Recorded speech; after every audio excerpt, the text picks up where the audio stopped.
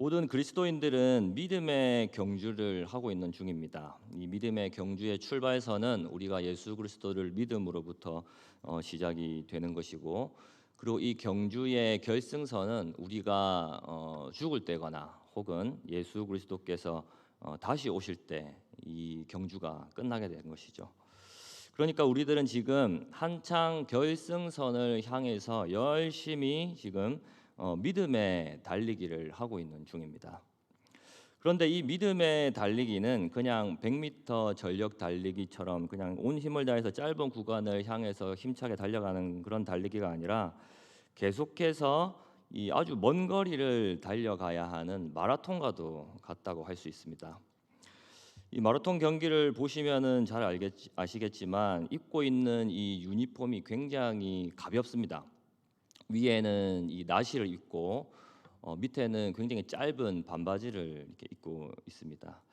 이 최대한 뛰는데 방해 요소가 생기지 않도록, 그리고 이 바람의 저항에 이 바람과 같은 이 저항들을 최소화하기 위해서 이 옷의 무게를 최대한 줄여가지고 뛰는데 이 무겁지 않도록 하는 것이죠. 그리고 이 런닝화를 신을 때에도 굉장히 가벼운 그런 신발을 신고 달려갑니다. 우리가 달려가야 할 이 거리는 결코 만만치 않은 거리입니다. 그렇기 때문에 이 경주는 그 인내가 필요한 것이죠.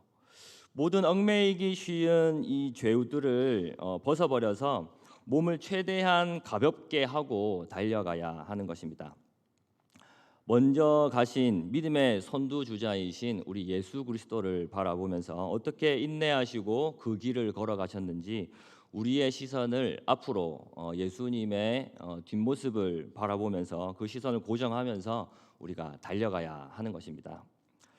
이 경주는 자기와의 싸움을 계속해서 해나가야 합니다. 이 자기와의 싸움에서 이겨야 이 믿음의 경주에서 완주를 할 수 있죠. 포기하고 싶고 좀 쉬었다 가고도 싶고 아니면은 이 그만두고 싶어지는 그런 마음들이 이 달리기를 하는 내내 그런 마음들이 생길 수도 있습니다. 그렇지만 그것들을 이겨내고 계속해서 달려 나가야 하는 것입니다.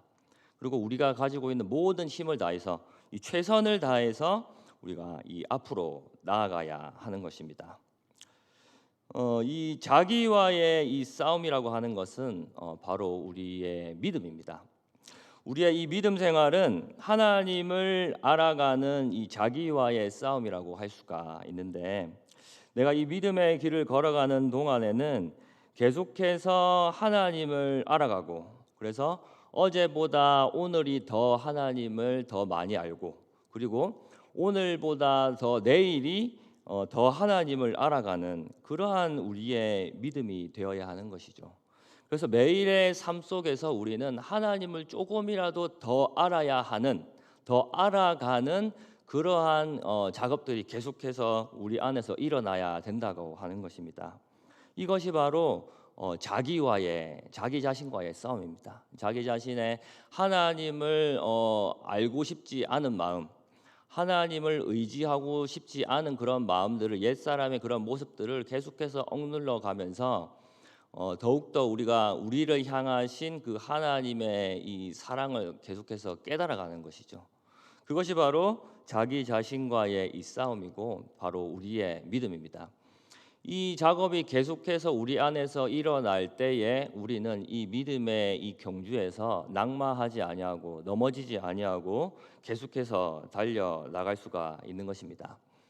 그런데 우리가 이 많은 경우에 이 믿음이라고 하면은 이 자기와의 싸움이라고 생각을 하지 않고 하나님과의 싸움이라고 생각하는 경향이 많이 있습니다. 야곱처럼 우리가 계속해서 끝까지 하나님과 우리가 씨름을 해야 될 것 같고, 멀리 있는 하나님을 내 편으로 만드는 것이라고 생각을 하는 것입니다.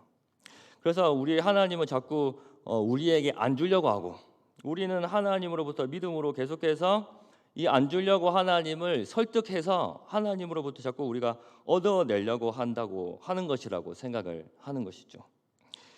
이 지성이면 감천이라고 하나님을 감동시켜서 하나님의 마음을 움직이게 만드는 것이 믿음이라고 우리가 생각을 할 수도 있다라고 하는 것이죠. 그런데 그렇지가 않습니다. 믿음은 전혀 그런 것이 아닙니다. 우리가 믿는 하나님은 어제와 오늘이 동일하신 분이십니다. 그리고 회전하는 그림자도 없으신 분이신라는 사실입니다. 그렇다면 결국에는 하나님은 동일하시고 변함이 없으신 분이시기 때문에 결국에는 우리가 문제인 것이죠. 우리가 자꾸 왔다 갔다 합니다.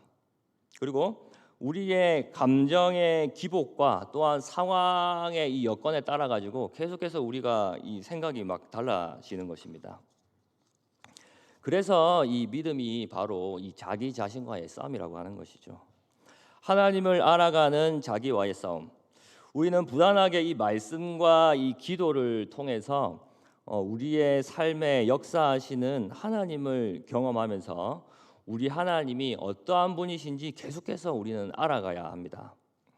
우리가 하나님을 이 원망을 할 때가 있는데 우리가 하나님을 왜 원망한다고 생각하십니까? 내가 원하는 걸 들어주지 않아서 하나님 원망할 때가 많죠. 내가 믿음으로 기도했다고 생각했는데 이게 이루어지지 않았을 때에 하나님을 원망하기도 합니다.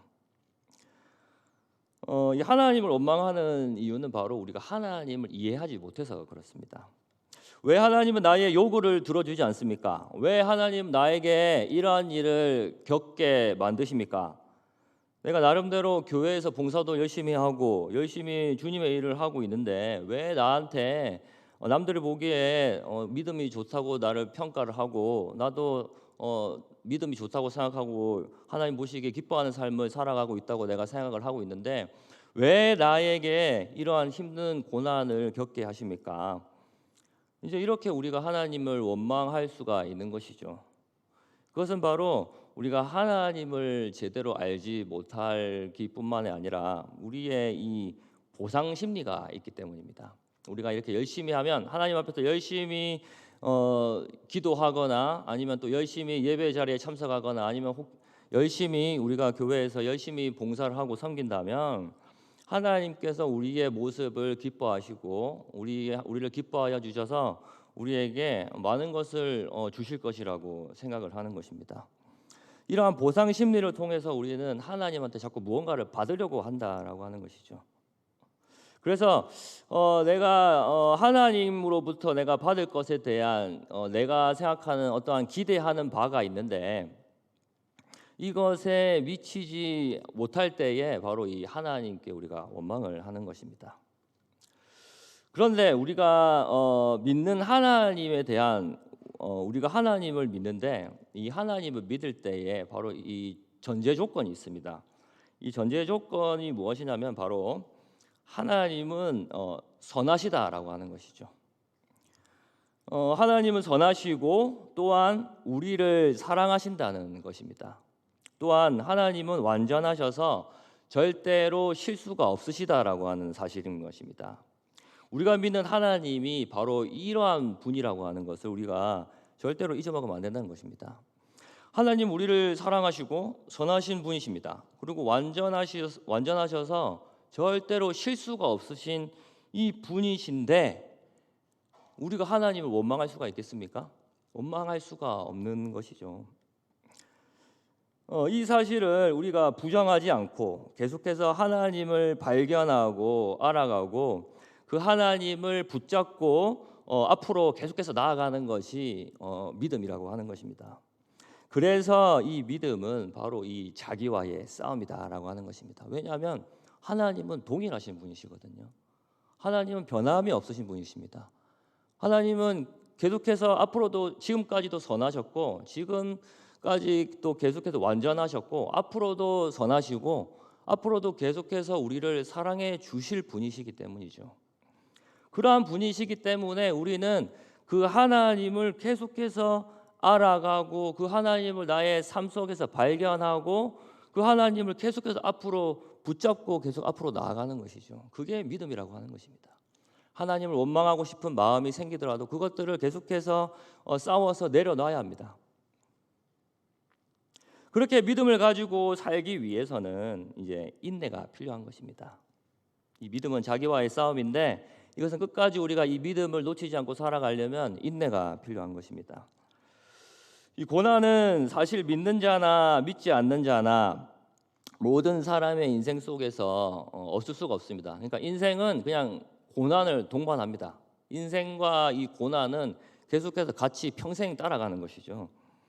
그래서 이 믿지 않는 자나 믿는 자나 이 고난은 계속 같이 따라옵니다. 그래서 모든 사람들이 다 겪는 것이죠. 우리 예수 믿는 사람들만 고난을 겪는 게 아니라 믿지 않는 사람들도 똑같은 고난을 겪습니다. 각자 그 사람들의 처한 상황이 다 다르기 때문에 이 고난의 정도가 이 각 사람들마다 다 다르다고 하는 것입니다. 그래서 누구는 매우 힘들고 누구는 어떠한 사람에 비해서 이 고난의 정도가 조금 가볍다라고 할 수 있는 그런 성질의 것이 아닙니다. 우리 군대를 다녀오시는 분들은 다들 공감하시겠지만 이 군대에서 어디가 제일 힘듭니까? 우리 남자분들 어디가 제일 힘들다고 생각하십니까? 자기가 근무한 데가 제일 힘듭니다. 특전사가 뭐 제일 힘들다고 하는데 특전사가 뭐 제일 힘든 게 아니라 자기가 뭐 어디에서 근무했든 자기가 무슨 방위 근무를 했든 공익 근무를 했든 아니면 뭐 상근 예비역 근무를 했든 자기가 근무한 곳이 가장 힘들거든요. 자기가 처한 이 상황이 가장 힘들어하는 것입니다. 이 고난의 이 정도에 따라 함부로 우리가 이 사람들이 겪는 이 고난을 함부로 우리가 객관화해서 평가를 할 수가 없습니다. 자기가 겪는 고난이 가장 힘든 것이라는 것이죠. 그러면은 이 고난의 이 상황 속에서 우리가 어떻게 대처하느냐, 어떻게 극복해 나가느냐가 바로 이 믿는 자와 믿지 않는 자의 이 차이라고 하는 것입니다. 이 고난을 어떻게 우리가 받아들여야 되느냐, 이게 중요한 문제인 것이죠. 우리 그리스도인에게 이 고난은 바로 하나님이 주시는 징계입니다. 이 성경 말씀에 이 고난이 그리스도인들이 당하는 이 고난은 바로 하나님이 주시는 징계라고 말을 하고 있습니다. 오늘 제가 히브리서 12장 12절에서 13절의 말씀을 가지고 말씀을 드리고 있는데 이 말씀은 이 12장 1절부터 쭉 내려오는 그러한 말씀인 것이죠. 그래서 12장 8절에 보시면은 징계는 다 받는 것이거늘 너희에게 없으면 사생자요 친아들이 아니니라라고 말씀을 하고 있습니다. 그리고 7절에 보시면 너희가 참음은 징계를 받기 위함이라 하나님이 아들과 같이 너희를 대우하시나니 어찌 아버지가 징계하지 않는 아들이 있으리요라고 말씀합니다. 그러니까 그리스도인들에게 이 고난은 하나님이 주시는 징계라고 하는 것이죠. 하나님께서는 우리에게 이 닥친 고난을 통해서 하나님을 더욱더 의지하고 바라보게 만드십니다.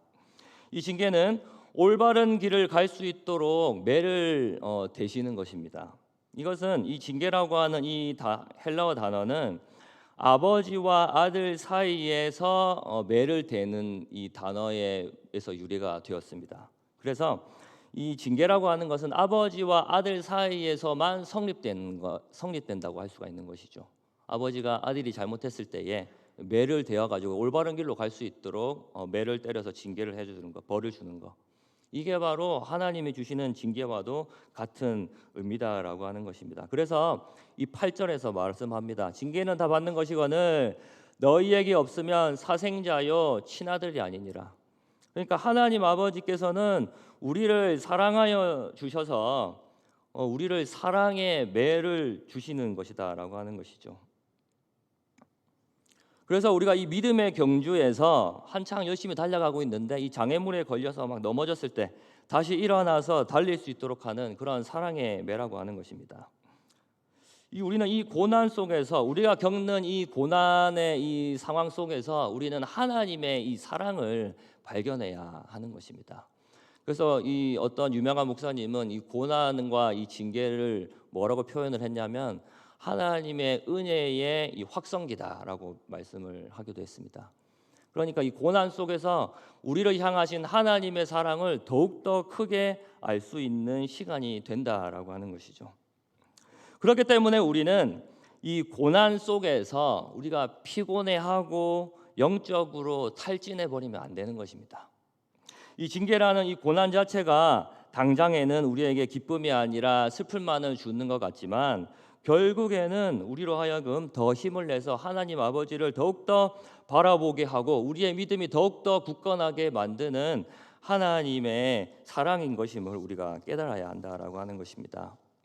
그래서 주님께서 주시는 이 징계는 우리의 뻣뻣한 목과 어깨에 들어간 이 힘을 뺍니다. 목을 뻣뻣하게 세우고 어깨에 힘을 주고 뛰어가니까 힘이 드는 것이죠. 그래서 피곤해집니다. 나의 힘으로 하려고 하니까 이 자꾸 소진하여지고 넘어지려고 하는 것입니다. 저도 이러한 경험을 한 적이 있습니다. 저도 이제 이 목회자의 길을 걸어가면서 제가 생각했던 것과는 조금 다른 어떠한 모습들로 인해서 실망도 많이 하고 또한 내 자신에 대한 실망도 많이 하였습니다. 제가 원래 굉장히 교만했었습니다. 그래서 뭐든 다 잘하는 줄 알았거든요. 그런데 저보다 잘하는 사람들이 너무나도 많더라고요.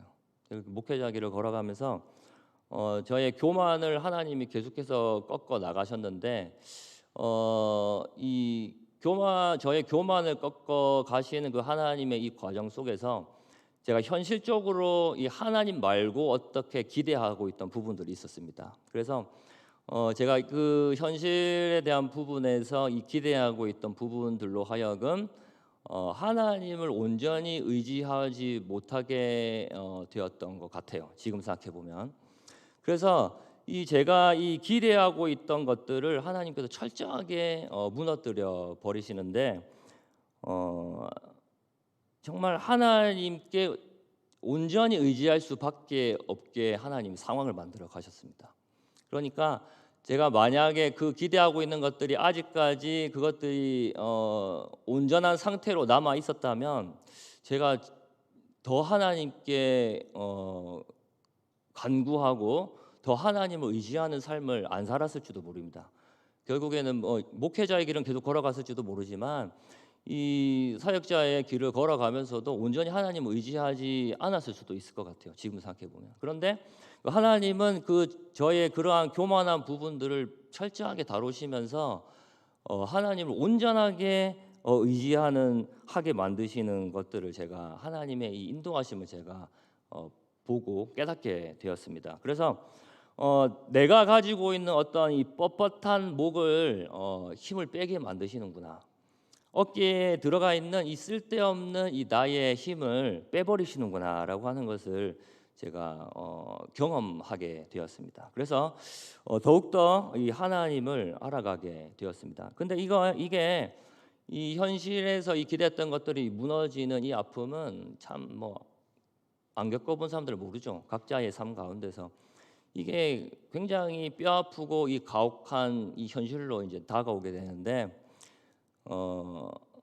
참 이 힘든 이 현실 속에서는 굉장히 이것들이 힘들고 또 지금도 이제 계속해서 이제 극복해 나가고 있는 중이지만 그래도 하나님한테 참 감사한 거는 하나님이 나를 정말 사랑한다는 것을 제가 깨닫게 되었습니다. 하나님을 온전히 붙잡도록 나를 다루어 가시는 그 하나님의 사랑을 알게 되었다라고 하는 것이죠.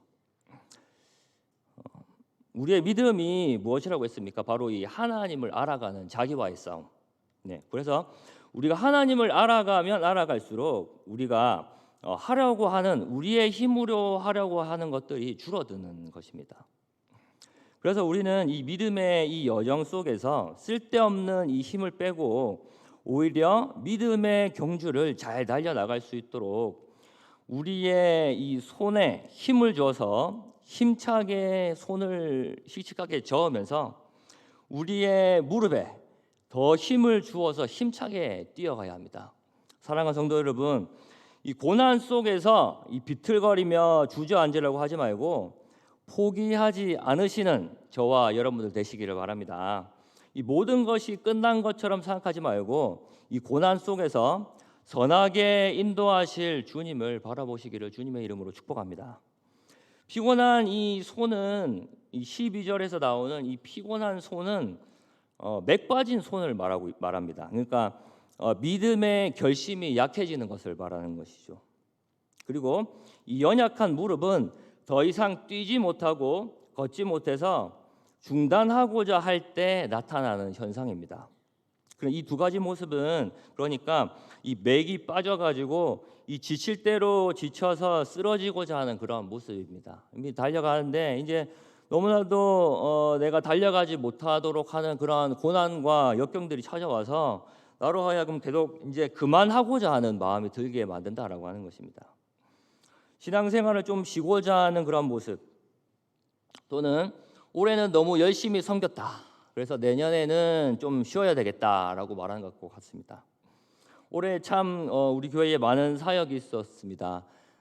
열심히 우리 교회가 또 열심히 한 해를 이렇게 달려왔는데 우리 모든 우리 성도님들께서 열심히 수고하셨기 때문에 이런 좋은 결과들이 많이 있었던 것 같습니다. 참 수고하셨고 참 감사드립니다. 그렇지만 우리가 이 올해 너무 많은 섬김과 봉사로 인해서 우리가 이 피곤함만을 느끼면은 이건 뭔가 잘못된 것이다라고 할 수가 있는 것이죠. 우리가 무엇을 위해서 섬깁니까? 바로 이 앞서가신 주님을 바라보면서 우리가 섬기는 것입니다. 이 교회의 이 섬김과 이 봉사는 우리의 몸을 이 희생해서 자꾸 우리의 몸이 피로감만 쌓이게 하는 것이 아니라 우리 섬김과 이 봉사를 통해서 우리의 믿음에 굉장한 영적인 유익이 있습니다. 그래서 안 섬기는 것보다는 섬기는 것이 훨씬 우리 믿음에 도움이 되고 우리 영적으로 성장하는데 훨씬 도움이 많이 되는 것이죠. 우리가 다 겪어봐서 알지 않습니까? 우리 섬김 가운데 기쁨이 있고 섬김 가운데 이 은혜가 있다고 하는 것을 말입니다. 그런데 이것이 우리에게 일로 다가오게 된다면 이게 이제 피곤함을 느끼게 되는 것이죠. 그래서 이제 쉬겠다고 하고 이제 계속해서 달려나가지 않고 머물러 있으려고 한다면은 이 은혜가 계속해서 이제 위에서 내려오는 이 은혜가 흘러가야 되는데 이게 이제 고이게 되는 것이죠. 썩어버리게 됩니다. 그래서 우리는 항상 계속 우리가 위에서부터 받은 은혜를 우리의 이 섬김과 봉사로 계속해서 밑으로 흘려 보내야 하는 것입니다. 우리 13절 한번 같이 읽도록 하겠습니다. 13절 시작.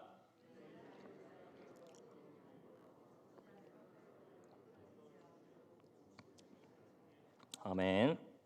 이 13절의 이 말씀이 조금 어려운데요. 이 새 번역의 말씀으로 제가 한번 읽어드리겠습니다. 똑바로 걸으십시오. 그래서 절름거리는 다리로 하여금 삐지 않게 하고 오히려 낫게 하십시오 라고 말을 하고 있습니다. 다시 한번 제가 읽어드릴게요. 똑바로 걸으십시오. 그래서 절름거리는 다리로 하여금 삐지 않게 하고 오히려 낫게 하십시오. 굉장히 단호한 말씀입니다. 똑바로 걸어가라는 말입니다. 똑바로 걸어가세요. 다리에 힘을 주고 똑바로 걸어가십시오. 이 연약한 이 무릎이 삐어가지고 다리를 골절상을 당하게 만들지 말고 다리에 힘을 주어서 낫게 하면서 똑바로 걸어가십시오. 이 말입니다. 믿음의 이 경주를 힘을 주어서 똑바로 해라고 하는 권면인 것입니다. 정신을 차리고 똑바로 믿음의 길을 걸어라고 하는 그런 권면인 것입니다.